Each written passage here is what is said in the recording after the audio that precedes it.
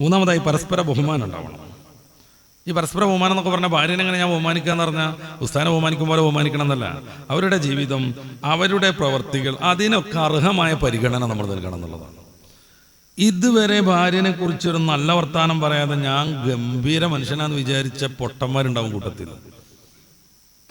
പരമാവധി അങ്ങനെ ആയിരിക്കും. ഞാൻ നല്ല ഉഷാറിൽ കറി വെച്ചാണ്, ഉഷാറില്ല എന്നൊക്കെ ചോദിക്കും, അങ്ങനെ ആയിരിക്കും. എൻ്റെ അപ്പുറത്തേക്കാണ് പോവില്ല. എന്തോന്നും മനസ്സറിഞ്ഞ് അഭിനന്ദിച്ചാൽ. നബി സല്ലല്ലാഹു അലൈഹി വസല്ലം തങ്ങളുടെ ജീവിതത്തിൽ മുഴുവൻ നമ്മൾ കാണുന്നത് അതല്ലേ.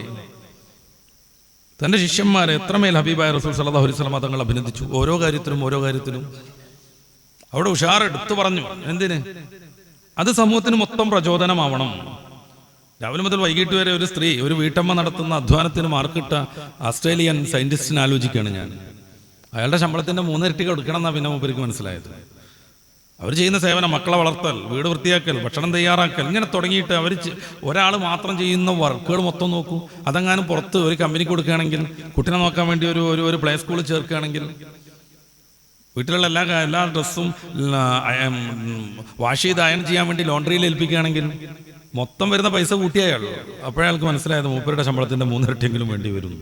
ഇങ്ങനെ വീടിന്റെ വെളിച്ചമായി തിളങ്ങി നിൽക്കുന്ന ആ സ്ത്രീയെ ഒന്ന് ബഹുമാനിക്കുന്നത് നിങ്ങളുടെ ഖനം കുറക്കുന്ന ആരെങ്കിലും ധരിച്ചിട്ടുണ്ടെങ്കിൽ നിങ്ങൾ ഇപ്പോഴും സങ്കല്പ ലോകത്താണെന്ന് പറയാനേ പറ്റുള്ളൂ. അവരെ ആദരിക്കുക എന്ന് പറഞ്ഞു കഴിഞ്ഞാൽ ഉസ്താദിനെ കാണുമ്പോൾ ചെയ്യണത് പോലെ ചെയ്യുക എന്നുള്ളതൊന്നും അല്ല. അങ്ങനെ ചെയ്താൽ പോലും കുഴപ്പമൊന്നുമില്ല.